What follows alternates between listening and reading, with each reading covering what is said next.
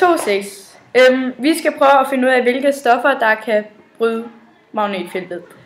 Og vi har sat et stativ op, og sat en stangmagnet fast, og en klips fast i en sytråd. Vi starter med at prøve med bly. Nej, bly kunne ikke.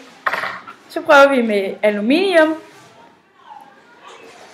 Nej, den kunne heller ikke. Så prøver vi med jern.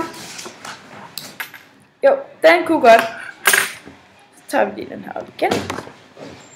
Så prøver vi med plastik.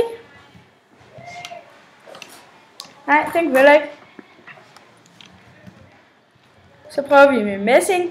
Nej, det kunne heller ikke. Og det vil sige, at den eneste ud af de 5 vi prøvede, det var jern, der kunne bryde magnetfeltet.